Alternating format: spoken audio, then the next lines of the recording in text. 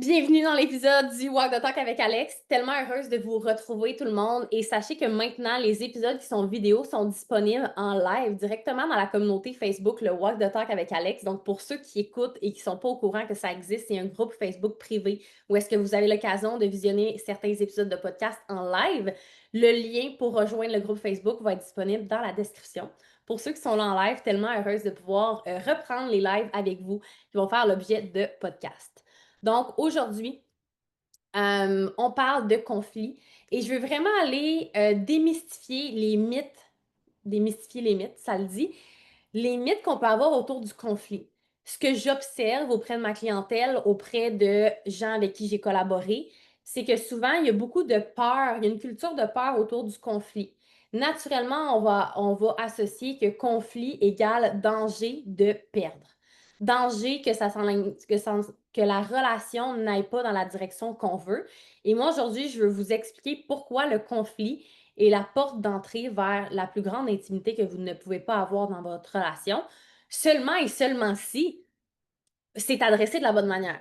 Parce que je suis pas en train de dire que le conflit va toujours rapprocher, mais c'est pas vrai non plus que le conflit va toujours éloigner. Un n'empêche pas l'autre, ça dépend toujours de comment c'est adressé. Fait que dites-vous que quand il y a un conflit dans une relation, il y a comme un Y. C'est comme soit que ça va aller dans une direction favorable ou une direction défavorable, mais la bonne nouvelle, c'est que vous n'êtes pas condamné à toujours être pris dans la direction défavorable dès qu'il y a un conflit. Vous avez du pouvoir de venir vous rapprocher, de venir solutionner, de venir articuler votre interaction pour créer du rapprochement relationnel à travers un conflit.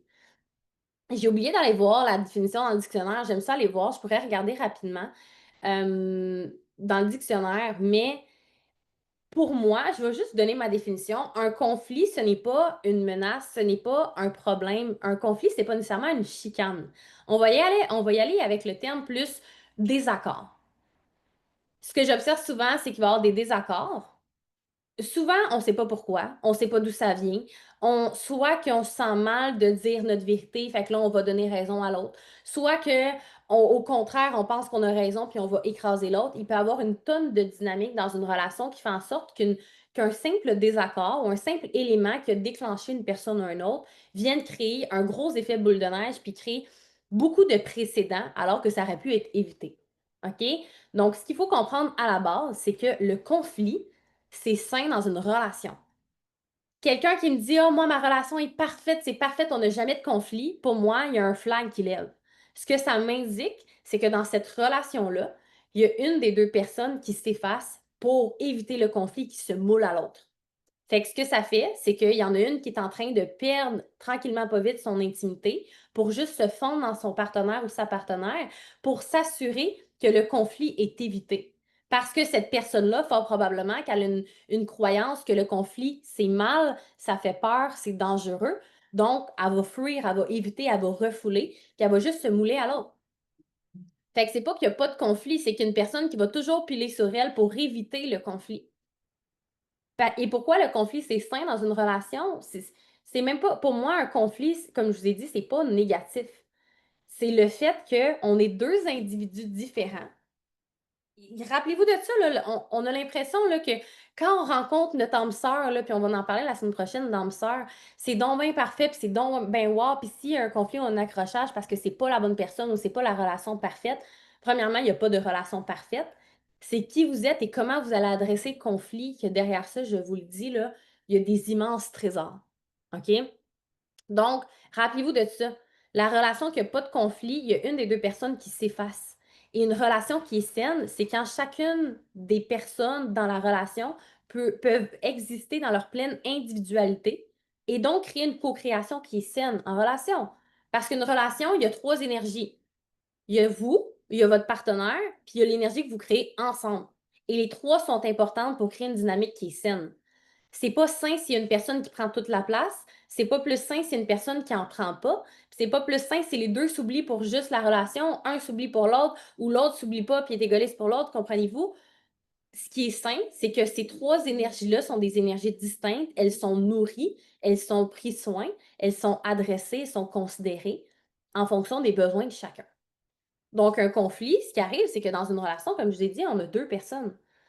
Si vous cherchez à avoir une copie de vous en relation, une personne qui pense pour vous, comme vous, une personne qui vous valide, une personne qui vous aime autant que vos parents vont vous aimer, une personne qui est d'accord avec tout de comment vous êtes, une personne qui vraiment là, a pas de désaccord, a pas d'opinion, qui fait juste se mouler à vous, il y a une des deux personnes qui sert à rien dans la relation. Si vous cherchez une copie de vous, il y a une des deux personnes qui sert à rien. Ce n'est pas nourrissant du tout, une relation où est-ce que un se fond ou les deux sont trop pareils. L'évolution vient de la différence. Pourquoi l'humanité a évolué et n'est pas disparue? Ce n'est parce que l'humanité a su s'adapter aux enjeux, aux désaccords, aux défis. Voyez ça comme un conflit ou un désaccord, c'est un défi. Moi, à chaque fois que ça arrive, parce que ça m'arrive, à chaque fois qu'il y a un désaccord ou il y a un défi qui se présente, j'aime le mot défi. À partir de maintenant, là, changez dans votre tête conflit pour défi. Un défi, puis encore là, c'est quoi votre relation avec le défi? Est-ce que vous êtes une personne, quand il y a un défi, que vous figez, vous avez peur, vous voulez fuir le défi, vous voulez à tout prix pas le faire? Vous êtes comme, ah, il y a un obstacle, il y a quelque chose qui se présente. Quelles ressources je vais puiser à l'intérieur de moi pour pouvoir traverser ce défi-là? C'est pas parce qu'il y a un défi que c'est non traversable. C'est beaucoup la croyance et la connotation que vous mettez autour de ce défi-là. Votre niveau de confiance en capacité de le résoudre, de le traverser, qui va faire une grande différence. Fait que la première des choses, c'est de travailler sur votre, euh, comment je peux dire ça, votre croyance personnelle sur votre capacité à venir solutionner, régler, co-créer, avancer, même quand la vie se présente différemment de ce que vous voulez, de ce que vous êtes habitué, de ce que vous êtes confortable. Donc, dans une relation, il y a deux individus qui viennent de deux familles différentes, de deux villes différentes, de deux passés différents. Ils ont eu des expériences différentes, ils ont eu des blessures différentes, ils ont des sensibilités différentes, ils ont des opinions différentes, ils ont des points de vue différents, ils ont des désirs qui sont peut-être pas les mêmes, ils ont des passions peut-être qui sont communes, il y en a peut-être qui sont pas communes. C'est illusoire de penser que l'autre personne va toujours venir te valider, puis va toujours être d'accord, puis que tu vas être donc bien son mécène, puis que la personne va être à genoux. C'est pas une dynamique saine. Et si vous vous retrouvez dans une situation où est-ce que vous cherchez une personne qui va combler tous vos besoins, qui va être d'accord avec vous, vous êtes pas à la recherche d'une relation saine, d'un amour inconditionnel. Vous êtes à la recherche de juste quelqu'un qui va combler les besoins que vous n'êtes pas en mesure, que vous n'avez pas développé cette capacité-là à combler par vous-même. Donc, c'est important de se rappeler de ça. Une relation, ce n'est pas choisir la personne qui va être la meilleure pour moi. C'est plus, je veux aussi être la personne qui va être la mieux pour l'autre personne et comment on peut co-créer ensemble dans nos différences, puis faire en sorte que ces différences-là, on arrive à s'arrimer, puis on crée une grande puissance commune. Il y a une grande puissance qui peut être issue d'un partenariat amoureux. Pour moi, là, une relation, là, c'est un partenariat, c'est sacré, puis c'est quelque chose qui s'alimente, qui se travaille, qui se raffine, qui se ficelle à tous les jours. C'est pas juste, ah, j'ai trouvé ma personne, puis là, je suis fru quand il est pas d'accord, ou je suis fru quand il fait pas ce que je veux, ou c'est de sa faute, ou il est pas assez, ou quoi que ce soit. Moi, j'ai des hauts standards. Puis je vois beaucoup de gens, particulièrement les femmes comme ça. Il fait pas ci, il fait pas ça, il est pas ci, il est pas ça, mais toi, qu'est-ce que tu as apporté sur la table? Fait que je vous le dis, je pourrais parler toute la journée de relation, mais si on revient au conflit, deux individus différents, on observe et on expérimente la vie à travers notre matrice personnelle, à travers le filtre de nos propres histoires, de notre propre vécu, de ce qui a été guéri, pas guéri, vécu, pas vécu. Tous les éléments qu'on a vécu dans notre vie, on a été exposé à certains éléments. Il y en a que ça crée des renforcements à l'intérieur de nous. Une personne, par exemple, qui s'est faite abandonner toute sa vie, mais ça se peut qu'elle ait une sensibilité à l'abandon plus grande qu'une personne qui s'est jamais faite abandonner. C'est laquelle qui est meilleure que l'autre? Aucune. Ils ont des sensibilités différentes. Fait que ce qui arrive souvent dans une dynamique relationnelle, quand il y a des défis qui se présentent, c'est pas que il y a un obstacle insurmontable entre les deux. C'est peut-être qu'une personne a été déclenchée à un endroit où est-ce que l'autre n'a pas été déclenché. C'est peut-être qu'il y a un élément sur lequel on ne le voit pas de la même façon. Il y a un partenaire qui a agi d'une certaine manière, qui pensait que c'était adéquat, puis ce ne l'était pas du tout pour l'autre. Il y a peut-être un partenaire qui est déclenché puis qui se responsabilise puis qui se met la faute sur l'autre. Il peut y avoir une tonne d'éléments qui créent des défis, qui créent des conflits. Mais je vous le dis, le problème, c'est pas tant le conflit en soi, c'est l'incapacité puis le manque de connaissances et d'entraînement et d'aptitude à comment on vient solutionner ce qui se passe entre nous. Comment on vient discerner ce qui est nous réellement, ce qui est notre vérité, ce qui est notre sensibilité, ce qui est important versus nos mécanismes de défense, notre ego qui va avoir raison, notre cerveau qui essaie de nous protéger, de survivre. Parce que ce qui arrive, c'est que primitivement, notre cerveau reptilien, c'est la partie la plus ancienne de notre cerveau, elle est faite pour survivre. Sa fonction première, puis ça, j'en ai déjà parlé, c'est la survie.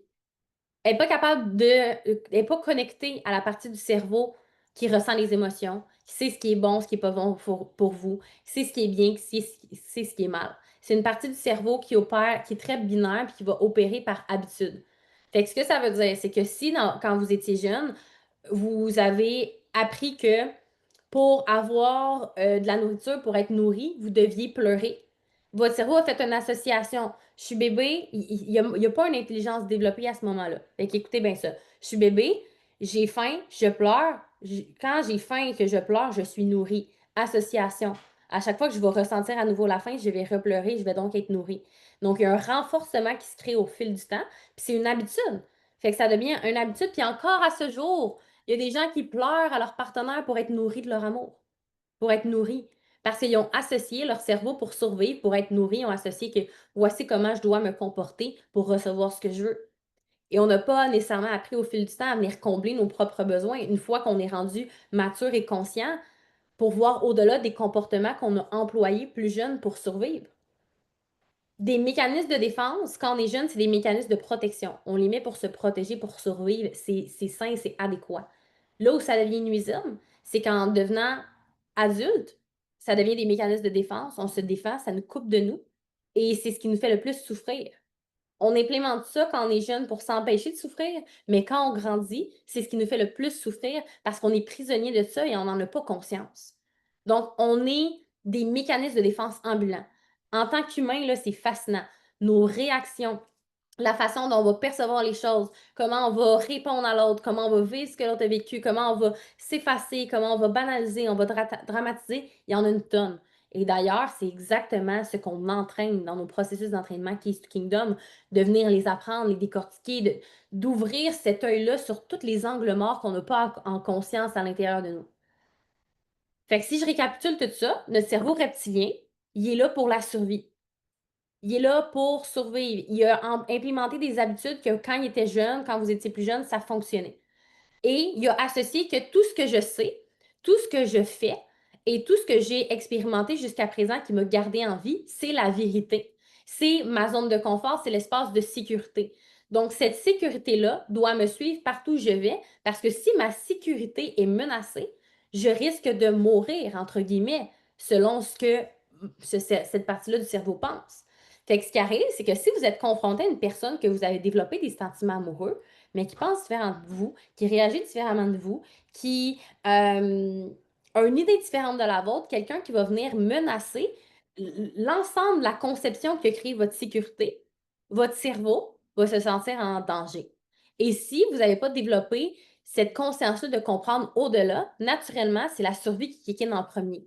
On va vouloir avoir raison. On va vouloir débattre notre point. On va vouloir que l'autre ait tort pour que nous, on ait raison pour préserver notre sécurité. Parce que notre cerveau, comment il pense, c'est que si l'autre a raison et l'autre gagne, moi, je perds, donc je meurs. Si c'est la vérité, si ma vérité, c'est la seule et c'est la bonne et c'est celle qui m'a gardé en vie, il n'y a rien qui peut la menacer. Il n'y a pas une autre vérité différente de la mienne qui peut être bonne parce que sinon, si elle devient bonne, la mienne devient plus bonne. Si la vérité de l'autre est celle qui gagne ou qui vainc la bataille, si on veut, vous me suivez jusqu'à présent pour ceux qui sont là? Si c'est celle-là qui vainc la bataille, c'est comme si la mienne n'a plus de raison d'exister, puis là, je me sens menacée. Dans notre cerveau primitif, c'est un peu comme ça que ça se passe. Mais pas juste dans notre cerveau primitif. Dans la majorité des conflits, des chicanes de couple, c'est pas tant ce qui arrive, c'est plus l'incompréhension de ce qui se joue à l'intérieur de nous, des espaces dans lesquels ont été déclenchés, de ce que ça nous a fait vivre et notre manque d'entraînement et de connaissances sur de quelle manière on se défend, puis qu'est-ce que ça crée dans la dynamique relationnelle. Parce que du moment où est-ce qu'on se défend de quelque chose qu'on vit à l'intérieur de nous, on est orienté vers nous, on est en mode survie, on ne peut pas être en lien sain, adéquat, congruent avec notre partenaire. On essaie juste de nous-mêmes se débattre dans ce qu'on vit puis de survivre. Donc, tout ce qu'on va faire, ce qu'on va dire, qu'on va essayer comme perche pour régler le conflit, c'est pas tant pour créer une cohésion, un rapprochement, puis un espace où est-ce que les deux gagnent puis s'en sortent grandis dans la relation. C'est pour moi m'assurer que je survis, que je suis bien, que j'ai raison, puis que l'autre, ben c'est de sa faute, puis qu'il me donne raison, puis qu'il s'excuse. Là, c'est un exemple parmi tant d'autres, mais souvent, c'est ce qu'on va observer. Fait que pourquoi il y a beaucoup de croyances qu'on pense que le conflit, c'est la pire chose, il faut l'éviter? Parce qu'on n'est pas outillé pour l'adresser adéquatement pour venir le désamorcer et donc venir créer du rapprochement. Le conflit, je vous dis, c'est la porte d'entrée vers le rapprochement s'il il est bien adressé. Excusez, j'ai eu de la misère. Mais on doit être en mesure d'identifier, OK, mais concrètement, là, pas qu'est-ce qui se passe, c'est de la faute de qui ou quoi que ce soit, qu'est-ce que je vis? Qu'est-ce qui se passe présentement? On a un défi présentement. De quelle manière les deux, on le voit? On doit être en mesure d'être dans une relation que notre partenaire, que ce soit un homme ou une femme, c'est un pronom féminin et masculin, que notre partenaire, cette personne-là, on l'a choisi pour l'entièreté de qui on est, de qui elle est, et par amour pour soi, pour l'autre et pour la relation, on ne va pas laisser traîner les défis qui se présentent. Parce que ce qui arrive, c'est que si vous laissez traîner une poitrine de poulet, puis je ne sais pas ce que j'ai avec les poitrines de poulet, mais je donne toujours des exemples de poulet cette semaine. Ceux qui sont dans Keys to Kingdom vont sûrement rire parce que c'était quand même très cocasse hier, ce que j'ai donné comme exemple. Mais ce qui arrive, c'est que si on laisse traîner une poitrine de poulet sur le comptoir, c'est personne qui s'en occupe. Elle ne va pas disparaître seule. Elle va moisir, il va y avoir des mouches qui vont pogner là-dedans, elle va puer, ça va venir s'infester, puis ça va venir créer des beaucoup plus grosses conséquences que si seulement on s'était assis pour adresser la poitrine de poulet qu'il n'y a pas d'affaire là en ce moment. Comprenez-vous ce que je veux dire? Donc, ce que je veux vous apporter, c'est que la première chose, c'est de changer votre perception du conflit. Le conflit n'est pas une menace, c'est très insidieux. Si vous êtes toujours en refoulement, que vous refoulez, que vous évitez le conflit, la poitrine de poulet, là, à un moment donné, là, la salmonelle, là, ça va venir vous empoisonner toutes les deux. C'est les conflits qui ne sont pas adressés, qui sont refoulés au fil du temps à l'intérieur de vous pendant des semaines, des mois, des années. À un moment donné, ça prend de la place. Il n'y a rien qui se perd, il n'y a rien qui se crée, tout se transforme. Et s'il y a quelque chose qui se passe dans votre relation que vous n'adressez pas, c'est une question de temps avant que ça vous infeste les deux. C'est le non-adressage des conflits par peur que ça vous nuise, qui vous nuit beaucoup plus que le fait de l'adresser. Et la réalité, c'est que vous aimez, je vous encourage à apprendre à aimer plus adresser les défis et les conflits que les fuir. Parce que du moment où est-ce que vous allez vous entraîner puis vous pratiquer à adresser les conflits adéquatement, vous allez réaliser à quel point ça l'ouvre un espace de profondeur, de proximité extraordinaire que vous n'auriez jamais pu aller si vous aviez fui. Parce que monsieur, madame, tout le monde, en général, vont se dire, je peux pas dire ça, je peux pas exprimer ce que j'ai pas aimé, ce que j'ai vécu, parce que j'ai tellement peur de comment l'autre va réagir. Et si à cause de ça, il me laisse, et si à cause de ça, il vient m'abandonner ou il m'aime moins aussi, sa perception de moi change, je vais avoir été pénalisée, puis je vais avoir regretté d'avoir adressé ce point-là. Fait qu'il y a tellement de gens qui accumulent ce qu'on appelle des non-dits. Des non-dits, c'est quelque chose qui s'est passé en relation. Que ça soit gros ou petit, là, souvent des non-dits, c'est des petites choses. Des petites choses de rien, du genre, je suis revenue travailler après une grosse journée, puis mon conjoint, il était devant la télé, puis il m'a pas dit allô. Ah ben non, je suis bien trop intense, il devait juste être dans l'une. On essaie de rationaliser pourquoi, en excusant l'autre, pourquoi il l'a pas fait. Puis on met ça en dessous du tapis. Hey, je vous le dis, le tapis, là, Seigneur, à un moment donné, il y a une capacité limitée. Puis ça l'infeste. Les fucking non-dits que quelqu'un commente, oui. Puis ce qui arrive, l'objet des divorces et des séparations, gang, là, c'est une accumulation au fil du temps de poitrine de poulet qui infeste ses comptoirs. Je vois Max qui vient d'arriver, il va rire avec mes exemples. Et de non-dits en dessous du tapis qui crée de la dégradation relationnelle au fil du temps. Ni monsieur, ni monsieur, ni madame, ni madame, ni monsieur, ni madame, ni whatever qui dans la relation a eu le courage de venir mettre sur la table ce qui vit, ce qui se passe, où est-ce qu'ils ont été déclenchés. Et pourquoi je disais que quand il y a un conflit, c'est un Y, soit que c'est la barre du rapprochement, le chemin du rapprochement ou le chemin de l'éloignement. Le chemin de l'éloignement, c'est si, OK, Alex te dit qu'il faut que j'adresse le conflit. Tu m'as pas dit allô quand je suis arrivée, puis tu devrais faire ça parce que j'ai eu une grosse journée, puis t'es pas consciencieux, puis t'es pas attentionné, puis tu vois jamais rien, puis t'es toujours devant ton écran. Ce n'est pas une manière d'adresser un conflit. Puis la raison pour laquelle souvent c'est adressé comme ça, de manière maladroite, très impulsive et en vomissant tout ça sur l'autre, C'est parce qu'on l'a pas adressé, puis on l'a accumulé, accumulé, accumulé, puis quand on accumule, puis on refile, à un moment donné, ça explose. Et ça devient très difficile quand il y a une explosion de prendre responsabilité, de bien venir adresser le conflit. Par contre, c'est juste une mini chose, puis que vous vous considérez assez pour dire mon vécu est valide. Est-ce que c'est la vérité? Est-ce que c'est pas la vérité? Gang, c'est votre vérité si vous vivez quelque chose en relation. Et c'est de votre responsabilité d'aller vers l'autre et de nommer les choses. Et si la personne avec qui vous êtes n'est pas capable de réceptionner ce que vous vivez, vient vous invalider, vient vous dire que ça n'a pas rapport, vient vous manipuler avec ça, vient vous dire que vous êtes trop intense, est-ce que réellement c'est une personne qui est saine pour vous? C'est une question à se poser. Si vous avez peur de nommer les choses avec votre partenaire par peur de ce qu'il va réagir, est-ce que vous trouvez ça sain d'avoir peur de la réaction de l'autre? Est-ce que c'est sécurisant une relation ou est-ce que vous n'êtes pas en paix à savoir que peu importe ce que vous vivez, vous savez que vous allez être accueilli? Puis je suis pas en train de dire que votre partenaire va être d'accord avec vous, mais un partenaire, que ce soit un homme ou une femme, qui est sain, qui est profondément disponible pour la relation pour vous, va vouloir aussi le rapprochement relationnel, va vouloir vous comprendre. Combien de fois mon chum me dit qu'est-ce que tu vis présentement? Explique-moi. La première étape, là, c'est d'essayer le plus possible d'exprimer avec justesse ce que nous, on vit. Où est-ce qu'on a été déclenché? Qu'est-ce qui se passe? De l'expliquer pour qu'on puisse chacun comprendre et ensuite de ça, trouver une solution commune. Comprendre aussi le point de vue de l'autre. Peut-être que lui, je suis rentrée, puis là, c'est un exemple fictif, là, c'est jamais arrivé, là. Mais peut-être que dans l'exemple de Manon puis Gérard, ben là, Manon est fru après Gérard parce que Gérard, il a pas dit allô, puis ça fait genre 8 semaines que ça dure, puis qu'elle est comme, mais là, je peux pas le dire, puis là, non, non, non, qu'est-ce qu'il va penser? Il va peut-être me laisser quoi que ce soit. Premièrement, avez-vous vraiment une réelle relation? Vous êtes juste en train de tout éviter les formes de défis parce que sinon, ça va peut-être. Comprenez-vous? C'est toutes des questions à vous poser. Mais mettons que Manon, là, elle nomme ça à Gérard, là. Je me rappelle plus ce que je voulais dire.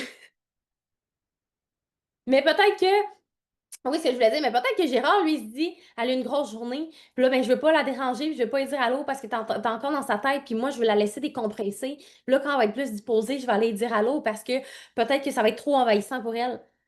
On a tellement de projections sur ce qu'on pense que l'autre pense. Ce qu'on pense, on pense qu'on sait pourquoi l'autre agit comme ça, puis ça nous fâche. C'est pas l'autre qui nous fâche, c'est ce qu'on croit. Allô, je tellement contente que tu sois là. C'est pas l'autre qui nous fâche. C'est la conclusion qu'on tire sur pourquoi l'autre fait ce comportement-là qui nous fâche parce qu'on se croit dans nos histoires, qui est une pure création de notre esprit, de nos sensibilités, de nos mécanismes, de comment on pense que ça devrait être. Puis de pourquoi l'autre fait pas comme ci ou comme ça parce que c'est évident que ça devrait être ça. C'est évident pour vous, mais pas nécessairement pour l'autre. Comprenez-vous ce que je veux dire? Fait que vous avez aucune idée la raison pour laquelle l'autre vit ça. Vous avez aucune idée quand on est déclenché puis on est en train d'attaquer l'autre puis de mettre la faute sur l'autre. On est là pour nous, premièrement. On veut juste avoir raison. On veut juste essayer de survivre dans notre inconfort qu'on ne gère pas nous-mêmes. Puis on n'est pas du tout en train de considérer, OK, mais l'autre dans cet espace-là, dans l'endroit où est-ce que moi je suis déclenchée puis je vomis tout dessus, premièrement, comment ça l'affecte? Comment ça affecte notre relation que je me déresponsabilise en étant dans mon vomi émotionnel? Puis est-ce que je peux aller à sa rencontre puis voir dans cette situation-là, y a-t-il une raison particulière pourquoi il m'a ignoré? Puis encore là, peut-être qu'il t'a pas ignoré, puis c'est toi qui as perçu que quand il écoute la télé, il t'ignore. Je vous le dis, c'est c'est juste ça, les conflits. C'est une communication qui n'a pas été arrimée, deux postes de réseau différents, deux langues différentes qui essaient de se comprendre mais qui ne se comprennent pas. Puis c'est une grande source de conflit, c'est les projections. Je projette sur l'autre qui m'ignore parce qu'il m'ignore, je suis fru contre lui puis il devrait pas m'ignorer. Puis là, j'y vomis dessus. Puis là, l'autre est fru parce qu'il pense que je l'ignore, mais je l'ignore pas, mais en même temps, il veut pas argumenter parce qu'il sait que l'autre, elle veut toujours avoir raison. Fait que faute date, finalement, les deux sont autant défensifs, autant blessés, mais il n'y a pas eu de rapprochement. Fait que ça, c'est ce qui arrive quand vous êtes dans l'espace de il y a un conflit, c'est de la faute de l'autre, ou soit que je l'adresse puis que je mets toute la faute sur l'autre, ou je l'adresse pas puis je refoule. Au fil du temps, les non-dits, c'est ce qui va crier le plus fort. Ce que vous gardez en silence, c'est ce qui crie le plus fort au bout de la ligne. Et les séparations, les divorces, c'est juste à un moment donné, on se connaît plus, on s'est tellement éloigné, on accroche sur tout puis on comprend pas pourquoi. Il y a des couples qui se réveillent, qui sont comme je sais pas ce qui est arrivé puis comment ça on est rendu là, mais il y a plus rien sur quoi on accroche Et un des grands indicateurs de divorce ou de précurseur de séparation, c'est un sentiment de dégoût envers son partenaire ou sa partenaire, de comme ah, encore ça, ou ah, il est encore demain, ah, je suis plus capable. Un espèce de dégoût, de répugnation, c'est un des précurseurs les plus fidèles d'une séparation future. Mais ça vient d'un espace où est-ce que depuis longtemps, des fois même des années, puis il y en a qui vivent toute une vie comme ça, puis qui pensent que là, c'est normal qu'on n'ait plus de complicité. Au contraire, de nommer leur juste en relation, c'est le pas, la clé première pour créer un espace de sécurité. À partir d'un espace de sécurité, où est-ce qu'on s'entraîne à créer une sécurité ensemble, ou est-ce qu'on partage que j'ai quelque chose à te partager, mais ça me crée tellement de stress de te le partager parce que je pars dans mes peurs de j'ai peur de te perdre, j'ai peur que tu me juges, j'ai peur que tu me trouves trop, j'ai peur que tu me vois différemment, j'ai peur que tu m'aimes plus. Mais je sais que pour la team, parce que moi, je promouvois beaucoup play for the team. Quand tu es juste là en train de refouler, pas dire les choses, ou en train d'attaquer l'autre, tu play for you. Mais si tu choisis d'être dans une relation et tu choisis cette personne-là pour faire ta vie avec, vous devriez jouer pour jouer pour the team. Vous devriez jouer pour l'équipe. Fait que ce que ça veut dire, jouer pour l'équipe, j'ai fait une publication cette semaine là-dessus. Ça implique vivre des émotions que les humains n'aiment pas ressentir. De l'insécurité, de la peur, de l'inconfort, de dire la vérité, de dire où est-ce qu'on a eu des torts, le stress, l'impuissance, la vulnérabilité, c'est inconfortable. Mais c'est ce qui ouvre à la vérité. Les conflits, les défis relationnels se règlent dans un espace où est-ce que on travaille à bonne place. Le conflit, c'est pas qu'il écoutait la télé, c'est l'espace sensible que ça t'a fait vivre parce que tu as été déclenché dans un espace où est-ce que tu t'es senti ignoré, puis tu t'es senti que il m'ignore, fait que je suis pas assez, puis même plus. L'objet, là, la racine du conflit, c'est que tu as peur de plus être aimé. Combien de fois on s'accuse puis on se crie par la tête parce que l'autre t'a écouté la télé puis tu me nanana. C'est pas ça le problème. Il faut développer notre capacité à aller à la source puis vraiment s'ouvrir dans ce qui est. C'est le shortcut vers le rapprochement. Est-ce que ça vous parle, là? Je pars, là. Mais comme, c'est fou.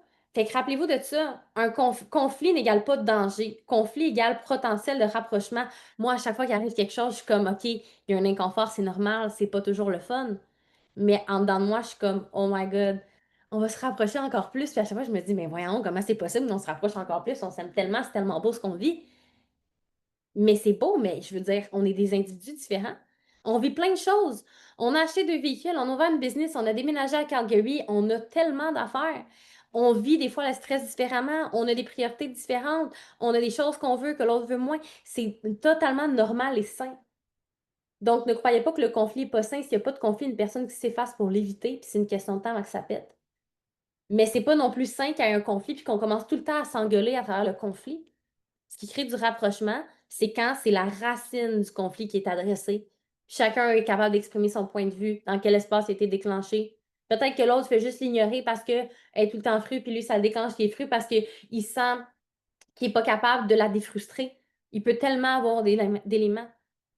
Donc, c'est la porte d'intimité vers quelque chose de sain, de tellement profond. Et ce que j'observe au fil du temps, c'est qu'un immense respect, considération de son partenaire quand à chaque fois qu'il y a quelque chose, on l'adresse maintenant. On le met sur la table, même si ça ne nous tente pas. S'il y en a un qui a besoin un peu d'espace pour process puis identifier ce qu'il vit, on se laisse, mais dès qu'on se sent apte, on revient le régler.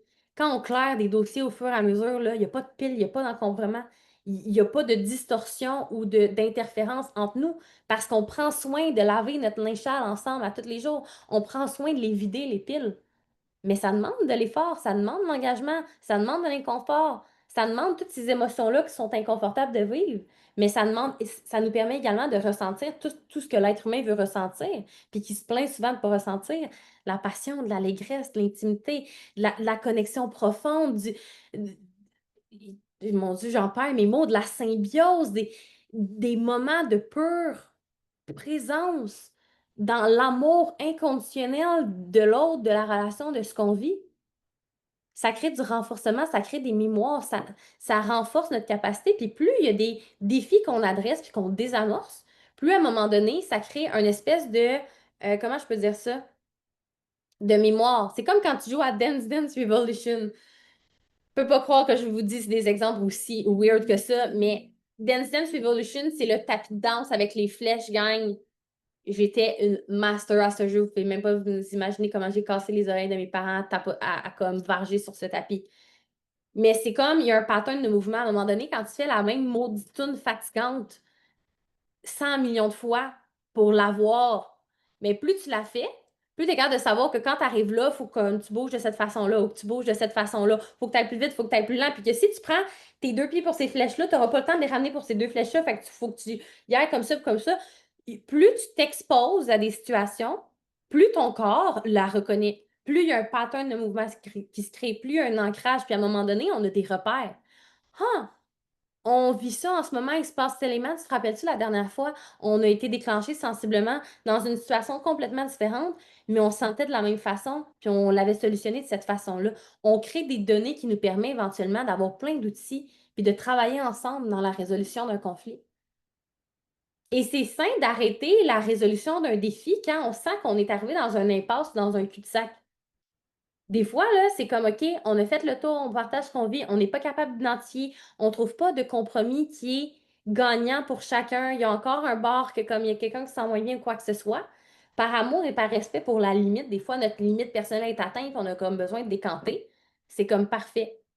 Bravo à nous, on s'est rendu là. On a besoin d'un espace, on se redonne rendez-vous demain, telle heure. Ce n'est pas de fuir quand vous mettez un engagement pour poursuivre, mais des fois, ça peut être très simple de prendre votre espace, de réfléchir, de connecter à vous, de revenir. Mais vous prenez responsabilité de votre relation, de votre vécu, quand vous énoncez où est-ce que votre limite est, ce que vous avez besoin, mais que vous revenez toujours play for the team. Parce que comment vous pouvez avoir une équipe forte si vous en foutez d'un ou vous vous foutez de vous? C'est l'union qui fait la force. Mais pour avoir cette union-là, vous devez développer votre capacité à venir solutionner les défis, les obstacles, les enjeux, parce qu'il y en aura. La vie arrive et on perçoit tout de manière différente parce qu'on est différent. Donc, pour moi, c'est une immense force et une immense richesse de se connaître, mais de connaître l'autre aussi et de développer nos skills communs de résolution de problèmes. Ça nous rend invincibles. Façon de parler. Comprenez-vous ce que je veux dire? J'espère que ça résonne pour vous. J'espère que ça vous a parlé et gagne. C'est exactement ça qu'on fait comme entraînement au quotidien. Ça a l'air ah, j'ai écouté le podcast, je comprends. Encore une fois, ne tombez pas dans le piège. Ce n'est pas parce que vous comprenez ce que j'ai expliqué, puis là, vous dites, My God, c'est puissant. Maintenant, quand je joue au tapis de danse, les pieds vont seuls, bon, je regarde vos commentaires. Ce n'est pas parce que vous êtes comme, Oh my God, ça m'allume des lumières, oh, je comprends, que c'est maîtrisé. C'est pas parce que vous regardez une vidéo de, j'ai pas de nom, là, une fille qui fait un triple backflip de patinage artistique que vous êtes comme, ah, je comprends. Je comprends le patin, j'ai lu sur le patin. Je comprends la mécanique de la lame, puis de la glace, puis comme là, comme l'espèce d'aérodynamisme, puis de puissance que je dois avoir dans mes sauts. Je comprends, j'ai lu là-dessus, je comprends. Mais donc tes patins, bon. Mais show me! C'est pas parce que tu comprends puis que tu as lu, que tu t'es instruit, que c'est incarné dans ton corps et qu'en pratique, c'est la même chose, je vous le garantis. La meilleure personne en patin, c'est celle qui s'aglace à tous les jours, qui saute, qui essaye, qui crée ses patterns de mouvement dans son corps, qui tombe, qui refait, qui recommence. C'est pas celle qui a lu les 1 million de livres sur le patinage artistique. Mais cette personne-là pense qu'elle comprend et c'est là le danger. Un des pièges en relation, c'est quand on pense qu'on comprend. Ah, je comprends ce que l'autre veut dire. Ouais, moi, je comprends mieux, fait que c'est l'autre quoi que ce soit. Vous pouvez comprendre ça, mais là où ce que réellement il va y avoir un changement, puis une transformation, puis c'est quand vous allez vous y entraîner avec vous-même d'emblée, quotidiennement, avec votre partenaire aussi. Et c'est ça qu'on fait dans Keys to Kingdom.